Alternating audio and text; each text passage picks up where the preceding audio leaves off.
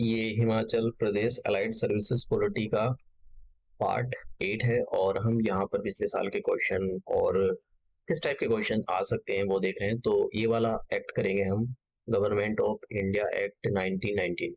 तो इस एक्ट से ये क्वेश्चन पूछा था और बहुत सारे पोटेंशियल क्वेश्चन यहाँ से बन सकते हैं। ये क्वेश्चन था कि which one of the following acts introduce directly in the provinces of the British India. तो इसमें 4 एक्ट दे रखे हैं और आपसे पूछा है किस एक्ट के इंट्रोड्यूस प्रोविंसेस में इंट्रोड्यूस की गई थी। तो ये आपको पता होना चाहिए भाई किस टाइप के क्वेश्चन को पूछ रहा है। मैं आपको दिखाता चल रहा हूँ कि लेवल क्या है, आपको कितने लेवल में पढ़ना है। अब देखिए इस ये जो एक्ट था, एक सेकेंड, ठीक है, इस एक्ट को मोंटेगू क्लैमफोर्ड रिफॉर्म भी बोला जाता है। तो जो ये जो मोंटेगू थे ये सेक्रेटरी ऑफ द स्टेट थे इंडिया के। मैंने जैसे कहा कि सेक्रेटरी ऑफ द स्टेट की जो पोस्ट होती है वो इंडिया में नहीं होती थी, वो ब्रिटेन के अंदर एक ऑफिस होता था, मतलब वहाँ का फॉरेन मिनिस्टर समझ लो। क्लैमफोर्ड जो थे, ये क्लैम्सफोर्ड जो थे ये वाइसरॉय थे इंडिया में, ये इंडिया में ही होते थे। तो क्लैमफोर्ड रिपोर्ट करते थे इनको, इन दोनों की राम मशवरा से जो है रिफॉर्म होते थे। वैसा पार्लियामेंट वहाँ की जो अप्रूव करती थी वही रिफॉर्म होते थे। रिफॉर्म वफॉर्म कुछ नहीं होता, बस कैसे इंडिया का जो माल है लपेटा जाए, इंडिया के लोगों को कैसे बेवकूफ बनाया जाए।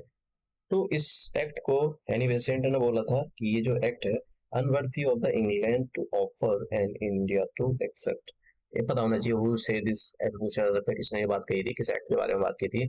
अम्बेडकर साहब ने इस एक्ट को बोला था कि ब्रिटिश कॉन्स्टिट्यूशन ऑफ इंडिया, ये ब्रिटिश का कॉन्स्टिट्यूशन है, ठीक है। तो ये आपको पता होना चाहिए अम्बेडकर साहब ने क्या बोला था। अब देखिए इसके बारे में देख लेते हैं कि 20 अगस्त को एक बहुत इंपॉर्टेंट है कि ये जो मॉन्टेगू डिक्लेरेशन किससे रिलेटेड है। तो 20 अगस्त 1917 को ये जो मोंटेगू थे सेक्रेटरी ऑफ द स्टेट थे, इन्होंने जो है अपने पार्लियामेंट में जो है ये एक्सेप्ट मतलब खड़े होकर स्पीच दे रहे थे, तो डिक्लेरेशन दे रहे थे वहां पर। तो इन्होंने मोंटेगू डिक्लेरेशन बोला जाता है उसको। तो इन्होंने ये एक्सेप्ट किया इंडिया के अंदर रेस्पॉन्सिबल गवर्नमेंट इंट्रोड्यूस करेंगे और जो सेल्फ गवर्निंग इंस्टीट्यूशन है इनको इंट्रोड्यूस करेंगे। सेल्फ देखो, रेस्पॉन्सिबल गवर्नमेंट पहली बार ऐसे शब्दों का यूज हुआ है, समझ रहे हो। तो इंडिया के अंदर थोड़ा थोड़ा लग रहा था कि भाई अब जो है ये जो सत्ता दे जाएंगे इंडिया को और यहाँ से भाग जाएंगे, क्योंकि सेल्फ रेस्पॉन्सिबल गवर्नमेंट का मतलब क्या होता है, अगर आपने कोई करप्शन किया तो कान खींचे जाएंगे आपको। जैसे कि अब देखिए दिल्ली के, मतलब मैं यार ऐसा कह नहीं रहा हूँ कि किसी पर्टिकुलर पार्टी को वैसे वो नहीं टारगेट करना चाहिए।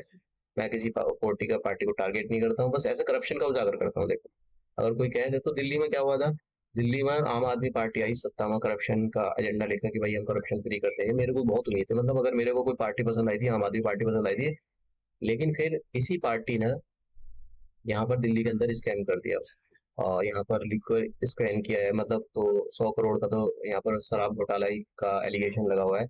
तो इन्होंने कर दिया, लेकिन अब जो सरकार ने जेल में डाल रखा है। तो इसमें क्या होता है, आपने करप्शन किया है तो आपको उसका भुगतान करना पड़ेगा, आपको जवाब देना पड़ेगा। इसमें रेस्पॉन्सिबल गवर्नमेंट ही रहना सौंपी, अगर आपने कुछ गलत कराया तो उसकी रेस्पॉन्सिबिलिटी आपकी होती है।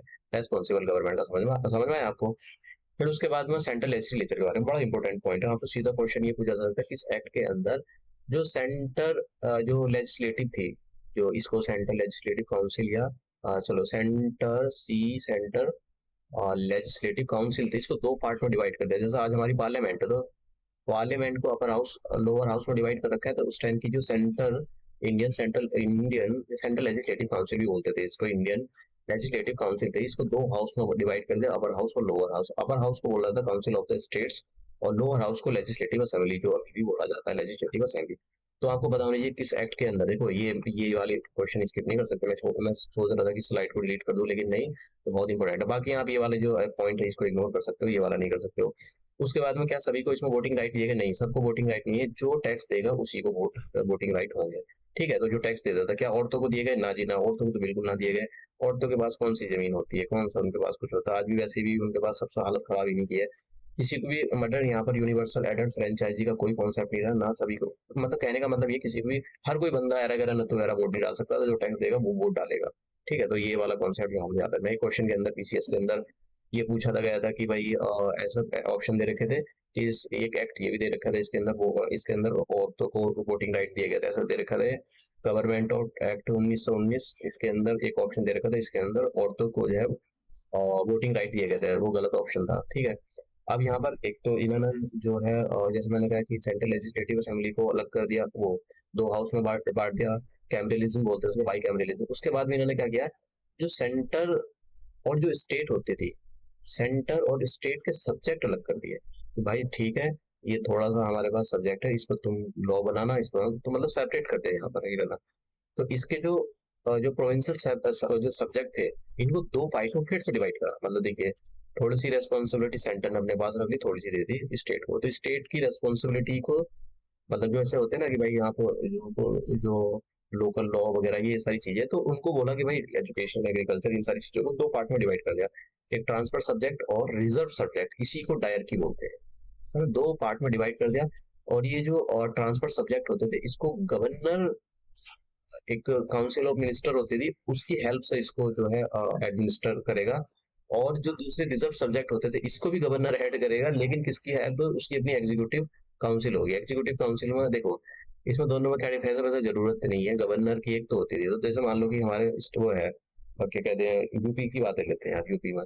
तो यूपी में क्या है, योगी हो गया, योगी जी की अपनी एग्जीक्यूटिव काउंसिल है यूपी की। तो वो मेंबर है, member of the legislative assembly. तो उनमें से कुछ बंदों को बोला गया कि तुम लॉ इंप्लीमेंट करोगे। ठीक है, जैसे लॉ के इम्प्लीमेंट, पुलिस का इम्प्लीमेंट ऐसे करेंगे।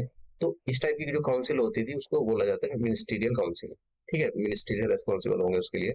और एक होती थी ये, मान लो अभी सरकारी नौकरी, आईएएस आईपीएस ऑफिसर फेल को करप्शन करते हैं। ठीक है, तो अब मान लो कि कोई एक पॉलिटिशियन है, कोई भी ले लेते हैं, उसमें 5-10 आईएएस ऑफिसर को, जो एकदम मोस्ट करप्टेड हो कि भाई जिसने जितना भी करप्शन, रेप वेप किया, वो सब मेरे पास आ जाओ, तुमको काम देता हूँ।